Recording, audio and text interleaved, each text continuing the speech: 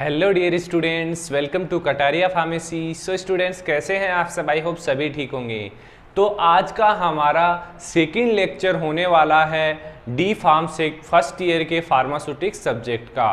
तो पहला लेक्चर जो आपने नहीं देखा है तो आप चैनल पे जाके देख सकते हैं और इस वीडियो के डिस्क्रिप्शन में भी प्लेलिस्ट का लिंक मिल जाएगा। तो फर्स्ट लेक्चर से आप अटेंड करिए, क्योंकि स्टेप बाय स्टेप अगर आप स्टडी करेंगे तो सभी टॉपिक्स आपके कवर होंगे, कोई भी टॉपिक आपका मिस नहीं होगा, क्योंकि हम भी हमारे वीडियोस में कोई भी टॉपिक मिस नहीं कर सकते हैं। तो सबसे पहला टॉपिक हमारा था इंडियन फार्माकोपिया के बारे में, जिसके लिए ऑलरेडी वीडियो हमारे चैनल पे अपलोड हो चुकी है, तो उसको जाके आप देख लीजिए। और अगर आपने अभी तक हमारा टेलीग्राम ग्रुप ज्वाइन नहीं किया है तो कर लीजिए, वीडियो के डिस्क्रिप्शन में आपको उसका भी लिंक मिल जाएगा, क्योंकि नोट्स आपको टेलीग्राम पे ही मिलेंगे। तो आज का हमारा चैप्टर सेकंड स्टार्ट होने वाला है। चैप्टर सेकंड में फर्स्ट टॉपिक हम लेंगे। फर्स्ट टॉपिक है हमारा पैकेजिंग मटेरियल। जो पैकेजिंग मटेरियल फार्मास्यूटिकल इंडस्ट्री में यूज किया जाता है, उस पैकेजिंग मटेरियल के बारे में हम बात करेंगे इस लेक्चर में। तो यहाँ पर सिर्फ आपको समझाया जाएगा, बाकी जो डिटेल्ड नोट्स हैं वो आपको टेलीग्राम चैनल पे मिलेंगे। तो स्टार्ट करते हैं पैकेजिंग मटेरियल। अब नाम से ही आपको पता चल रहा है पैकेजिंग मटेरियल की पैकिंग के लिए यूज में लिया जाएगा ऐसा मटेरियल जिसकी हम बारे में हमें बात करनी है। तो क्या चीज हमें पैक करनी है? अब फार्मास्यूटिकल इंडस्ट्री में क्या बनाए जाते हैं? टेबलेट्स बनाए जाते हैं, कैप्सूल्स बनाए जाते हैं, लिक्विड्स बनाए जाते हैं जैसे सिरप है। तो ये जो चीजें हैं वो हमें पैक करनी है और उनको कंज्यूमर्स तक और पेशेंट्स तक कैसे पहुंचाना है, वो सब कुछ उसमें किसका रोल होगा? पैकेजिंग मटेरियल का। तो पैकेजिंग मटेरियल, एक अच्छा पैकेजिंग मटेरियल होना बहुत ही आवश्यक हो जाता है, क्योंकि यहाँ मेडिसिन का मामला है। अगर थोड़ी भी कंटामिनेशन हुई एनवायरनमेंट के साथ तो वो डिस्ट्रॉय हो सकती है, उसकी क्वालिटी कम हो सकती है। तो पैकेजिंग मटेरियल एक बहुत ही इंपॉर्टेंट रोल होता है फार्मास्यूटिकल इंडस्ट्री में, किसी भी प्रोडक्ट को इंडस्ट्री से बाहर ले जाने के लिए। तो पैकेजिंग मटेरियल की सबसे पहले तो एक डेफिनेशन हमें पता होनी चाहिए कि पैकेजिंग मटेरियल को आप रिप्रेजेंट कैसे करोगे। एग्जाम में अगर आपको क्वेश्चन पूछ लिया what is packaging material, 1 marks में भी पूछ सकता है और 5 मार्क्स में 10 मार्क्स तक का क्वेश्चन है। ये इतना लॉन्ग क्वेश्चन होने वाला है, इंपॉर्टेंट है, अच्छे से आप इसको प्रिपेयर करना। तो डेफिनेशन देखिए, packaging is the art and technology of enclosing और प्रोटेक्टिंग। एनक्लोजिंग मतलब अपने अंदर समा लेना और प्रोटेक्टिंग मतलब बाहर के इंटरनल एनवायरनमेंट से एक्सटर्नल एनवायरनमेंट से प्रोटेक्ट करना किसी प्रोडक्ट को फॉर डिस्ट्रीब्यूशन। डिस्ट्रीब्यूशन का मतलब एक जगह से दूसरी जगह ले जाने के लिए, स्टोर करने के लिए, सेल करने के लिए और यूज करने के लिए उसको पैक किया जाता है। तो बेसिकली जो पैकेजिंग है उसको, पैकेजिंग को 3 टाइप्स में डिवाइड किया गया है।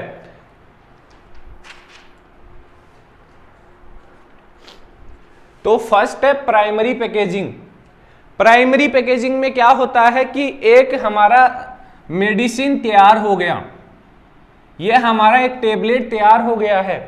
अब इसको फर्स्ट जो इसका रेपर आता है उसके अंदर पैक किया जाता है। जो इसका ब्लिस्टर आता है इसके अंदर पैक किया जाता है। कोई सिरप है उसको बोतल के अंदर पैक किया जाता है। तो ये है प्राइमरी पैकिंग। तो ये चीज इसमें लिख सकते हैं कि जो फर्स्ट कवरिंग होती है किसी प्रोडक्ट की, first covering of product is called as primary packaging, जिसका एग्जांपल आप लिख सकते हैं syrup in container, tablet in blister. तो these are the example of primary packaging. बात कर लेते हैं सेकेंडरी पैकेजिंग। तो ऐसी पैकेजिंग जो प्राइमरी पैकेजिंग के ऊपर आती है, जैसे कि हमने अब ब्लिस्टर्स पैक कर लिए सिरप टेबलेट्स के, काफी ब्लिस्टर हैं हमारे पास। अब इसको एक कार्डबोर्ड बॉक्स में, कार्टून में हम पैक करेंगे, तो उसको बोलेंगे सेकेंडरी पैकेजिंग। मतलब कि पैकेजिंग आउटर, मतलब प्राइमरी पैकेजिंग के ऊपर जो पैकेजिंग की जाती है उसको हम बोलते हैं सेकेंडरी पैकेजिंग, जिसके अंदर कार्डबोर्ड्स, कार्टन्स का यूज किया जाता है। कर्टन्स, कार्डबोर्ड्स, बॉक्सेस, जो कागज के बॉक्स होते हैं उनका यूज इसमें किया जाता है, तो ये सेकेंडरी पैकेजिंग होगी। बात कर लेते हैं टर्शरी पैकेजिंग की। अब टर्शरी पैकेजिंग में क्या होता है कि जैसे ये मेडिसिन के 10 बॉक्स हो गए, अब इनको भी पैक किया जाता है किसी, मतलब वुडन बॉक्स होता है उसके अंदर पैक किया जाता है, इसके कॉर्नर्स को पैक किया जाता है। तो एज प्रोटेक्टर हो गए, बॉक्सेस हो गए, बड़े बड़े कॉटन्स हो गए, तो उसको हम बोलते हैं टर्शरी पैकेजिंग। तो बेसिकली 3 टाइप से एक किसी प्रोडक्ट को ट्रांसपोर्ट किया जाता है एक जगह से दूसरी जगह से। फर्स्ट प्राइमरी पैकेजिंग मैंने आपको बता दी क्या होती है। सेकेंडरी पैकेजिंग इसकी आउटर हो गई, कार्टन बॉक्सेस का यहाँ पर यूज किया जाता है। टर्शरी पैकेजिंग में मतलब इस बहुत ही लार्ज स्केल पे पैक किया जाता है। आपने देखा होगा कभी कभी वुडन के बॉक्सेस जाते हैं तो उनके अंदर यही पैक होते हैं, कार्टन्स पैक होते हैं, जिससे वो डैमेज नहीं हो सके। तो ये पैकेजिंग के 3 टाइप्स हैं, अच्छे से देख लेना इनको। अगर नोट्स चाहिए तो टेलीग्राम ग्रुप ज्वाइन कर लीजिए, वहां पे इनके बारे में डिटेल में लिखा हुआ है एग्जाम्पल के साथ। तो ये 3 टाइप्स हो गए हमारे पैकेजिंग मटेरियल के। अब बात करते हैं choice of packaging material depend upon. अब पैकेजिंग मटेरियल किसके ऊपर डिपेंड करता है कि चूज किस टाइप से चूज किया जाता है। तो ऐसा पैकेजिंग मटेरियल चूज किया जाता है जिसकी जो कंपेटिबिलिटी है, compatibility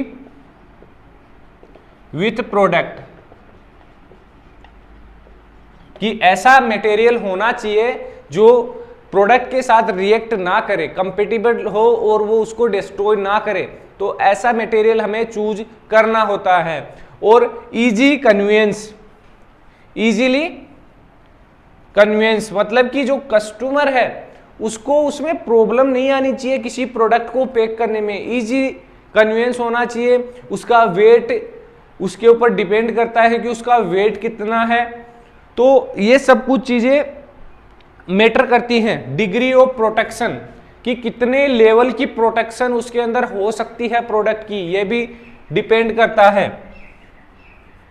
degree of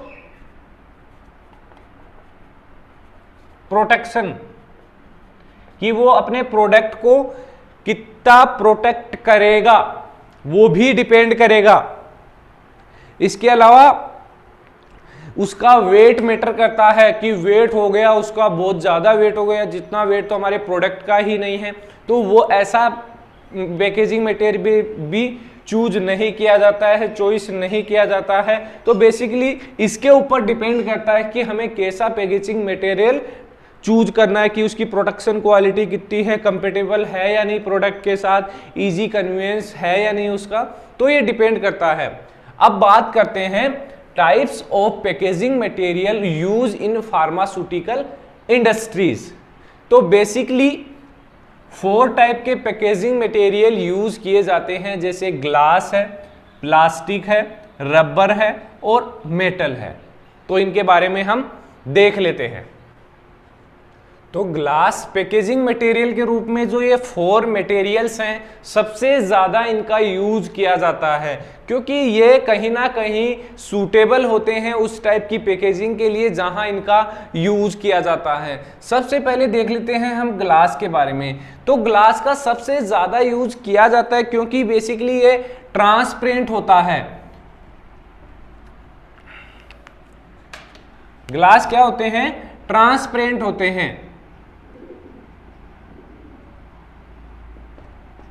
glass transparent होते हैं और जो मटेरियल है वो इनके साथ चिपक नहीं, मतलब जो इनका मटेरियल इनके अंदर फिल करते हैं वो इनके जो लेयर है, इनकी जो वॉल है उससे नहीं चिपक पाते हैं, मतलब स्मूथली जो लिक्विड है उसके अंदर मूव कर सकता है। और भी डिफरेंट डिफरेंट क्वालिटीज होती हैं ग्लास की। बेसिकली 3 टाइप्स के ग्लास यूज किए जाते हैं इंडस्ट्री के अंदर, और ये बहुत ही इंपॉर्टेंट है, ये चीज आपको याद होनी चाहिए 1 मार्क्स के लिए। बेसिकली जो ग्लास होते हैं वो 3 टाइप्स के होते हैं, टाइप फर्स्ट, सेकंड और third.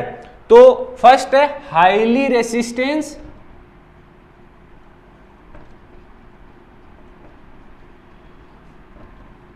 Highly resistant borosilicate glass, और सेकंड होता है treated soda lime glass, treated soda lime glass. Third होता है सोडा लाइम ग्लास, और एक और होता है सोडा ग्लास। बेसिकली जो हाईली रेसिस्टेंट बोरोसिलिकेट ग्लास है उसका यूज किया जाता है। ये एग्जाम्पल, ये जो क्वेश्चन है ये 1 मार्क्स में पूछा जा चुका है काफी टाइम से कि second type of glass name. तो सेकंड टाइप का जो हमारा ग्लास है वो ट्रीटेड सोडा लाइम ग्लास होता है। फर्स्ट होता है हाईली रेसिस्टेंट बोरोसिलिकेट ग्लास। इनके कुछ डिसएडवांटेज भी होते हैं ग्लास के कि ये इजीली ब्रेक हो जाते हैं, अगर आपके हाथ से कहीं से कंटेनर गिर गया तो वो ब्रेक हो जाएगा, तो ये बहुत ही बड़ा डिसएडवांटेज है ग्लास मटेरियल का। अब बात कर लेते हैं प्लास्टिक मटेरियल की। अब जो डिसएडवांटेज इसका है कि वो इजीली ब्रेक हो जाता है गिरते ही, वो प्लास्टिक में नहीं होगा। इसको किसी भी शेप में कन्वर्ट कर सकते हैं, ब्रेकेबल नहीं होता है, नॉट ब्रेक इजीली, और भी काफी क्वालिटीज होती हैं जो भी आपके माइंड में आए। अब आप घर में एक प्लास्टिक कंटेनर यूज करते हैं तो उसके क्या क्या फायदे हैं वो आपसे ज्यादा कोई नहीं जानता है, तो आप उस चीज को इजीली रिप्रेजेंट कर सकते हैं यहां पर। जैसे कि यही चीज, ये मार्कर है, अगर ये ग्लास का होता तो यहां से गिरता तो ये टूट जाता, लेकिन ये प्लास्टिक का है तो ये कहीं से भी गिर जाए लेकिन टूटेगा नहीं, अनब्रेकेबल होगा। तो ये इसकी क्वालिटी है। अब जरूरी है कि ग्लास की जगह हम प्लास्टिक क्यों यूज करें। अब कुछ मटेरियल ऐसे हैं कि जो ग्लास के साथ कंपेटेबल नहीं होते हैं, प्लास्टिक के साथ कंपेटेबल होते हैं। प्लास्टिक कंटेनर एक ये है कि उसके अंदर वो उस सनलाइट बिल्कुल भी नहीं जाती है, ग्लास के अंदर सनलाइट जा सकती है, तो सनलाइट से प्रोटेक्ट करते हैं, प्रोटेक्ट फ्रॉम सनलाइट,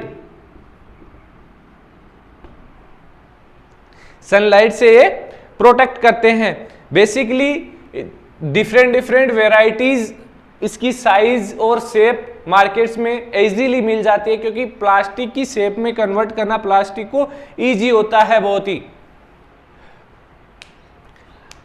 इसके अलावा बात कर लेते हैं रबर की। बेसिकली रबर की रिक्वायरमेंट पड़ती है क्लोजर में, जो बोतल का क्लोजिंग होता है एरिया, उसमें बेसिकली इसका यूज किया जाता है बहुत ही ज़्यादा। जैसे जो इंजेक्शंस होते हैं उनको भी रबर से क्लोज किया जाता है, उसके बाद उसमें इंजेक्शन लगा के वो इंजेक्शन फिल के लिए कर लिया जाता है सिरिंज के अंदर। तो रबर का भी बहुत ही बड़ा इंपॉर्टेंट रोल होता है।